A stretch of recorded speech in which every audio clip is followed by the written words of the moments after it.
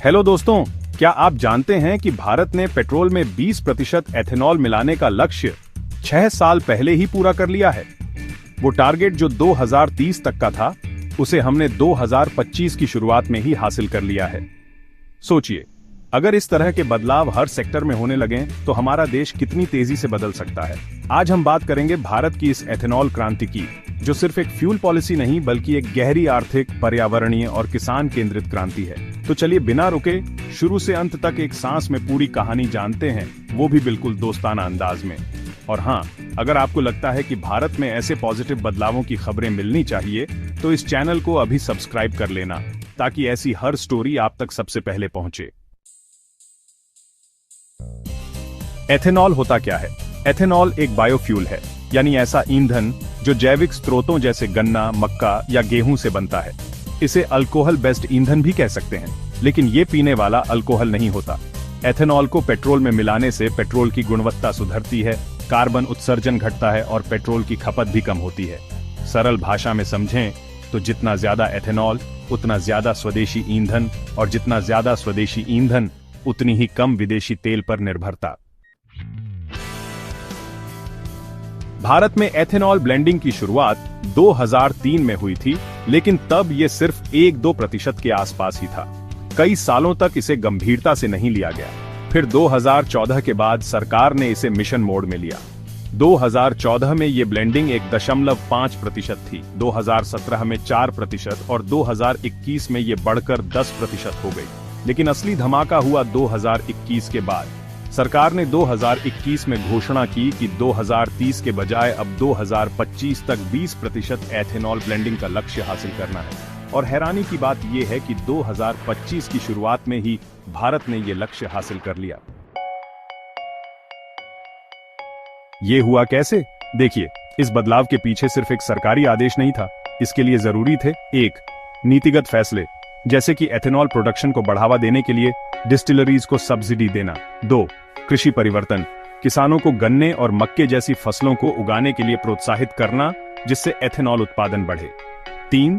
तेल कंपनियों की भागीदारी, इंडियन ऑयल, भारत पेट्रोलियम और हिंदुस्तान पेट्रोलियम जैसी कंपनियों ने अपने सप्लाई सिस्टम में बदलाव किए।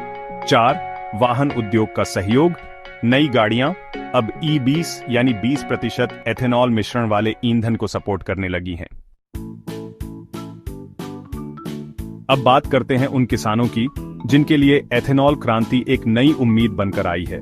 पहले गन्ना उगाने वाले किसान सिर्फ चीनी मिलों पर निर्भर थे, लेकिन अब एथेनॉल के लिए डिस्टिलरीज भी उनसे गन्ना और बायोक्रॉप्स खरीद रही हैं। इससे किसानों की आय में इजाफा हुआ है। एक रिपोर्ट के अनुसार सिर्फ 2023-24 में 500 करोड़ लीटर से ज्यादा एथेनॉल का उत्पादन हुआ, जिसमें से 60% गन्ना आधारित था। ये सीधा सीधा लाखों किसानों के जीवन को प्रभावित कर रहा है। एथेनॉल सिर्फ किसानों के लिए नहीं, पर्यावरण के लिए भी वरदान है। 1 लीटर पेट्रोल जलाने से जितना कार्बन डाइऑक्साइड निकलता है, एथेनॉल में वो लगभग 30 से 40% कम होता है। भारत में 20% ब्लेंडिंग से हर साल लगभग 100 लाख टन कार्बन उत्सर्जन की बचत होती है, यानी पर्यावरण की रक्षा और जलवायु परिवर्तन से लड़ने में एक अहम कदम। भारत हर साल लगभग 12 लाख करोड़ रुपए का क्रूड ऑयल आयात करता है। जितना ज्यादा एथेनॉल हम उपयोग करेंगे, उतना ही कम हमें बाहर से तेल खरीदना पड़ेगा। 20% ब्लेंडिंग से अनुमान है कि भारत करीब 40,000 करोड़ रुपए हर साल बचा सकता है। सोचिए, ये पैसा अब देश के गांवों, सड़कों, स्कूलों या अस्पतालों में लग सकता है। सब्सक्राइब किया या नहीं? अगर अब तक वीडियो आपको अच्छा लग रहा है और आप चाहते हैं कि भारत की ऐसी पॉजिटिव खबरें आप तक लगातार पहुंचती रहें, तो यार सब्सक्राइब जरूर कर लो। ऐसा कंटेंट और कहां मिलेगा जो दिल से बात करे। चुनौतियां भी थीं, लेकिन भारत नहीं रुका। कोई भी क्रांति बिना रुकावटों के नहीं आती। एथेनॉल ब्लेंडिंग में भी कई दिक्कतें आईं। कुछ राज्यों में डिस्टिलरी नहीं थी, पुरानी गाड़ियां E20 को सपोर्ट नहीं करती थीं, पेट्रोल पंप्स को भी तकनीकी रूप से तैयार करना पड़ा और किसानों को नई फसलें अपनाने में समय लगा। लेकिन भारत की खासियत यही है, हम रुकते नहीं, सीखते हैं और बढ़ते हैं। आगे की राह फ्लेक्स फ्यूल व्हीकल्स और सेकंड जनरेशन एथेनॉल। अब सरकार की नजर फ्लेक्स फ्यूल व्हीकल्स पर है, यानी ऐसी गाड़ियां जो पेट्रोल या 100% एथेनॉल दोनों पर चल सकें। ब्राजील में ये बहुत पॉपुलर है और अब भारत भी उसी दिशा में बढ़ रहा है।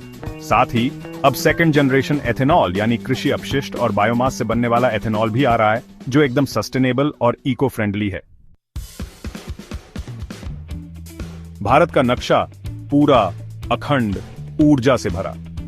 जब आप वीडियो में भारत का नक्शा देखें, ध्यान दें कि वो पूरा भारत है, जिसमें जम्मू कश्मीर और लद्दाख भी पूरे आत्मविश्वास के साथ शामिल है।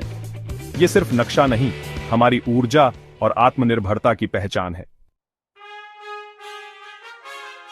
अब अंत में एक आखिरी बात दिल से, दोस्तों, ये सिर्फ पेट्रोल की कहानी नहीं है, ये कहानी है आत्मनिर्भर भारत की, जो अपनी ऊर्जा खुद बना रहा है, अपने किसानों को सम्मान दे रहा है और पर्यावरण को बचाने की दिशा में बड़े कदम उठा रहा है।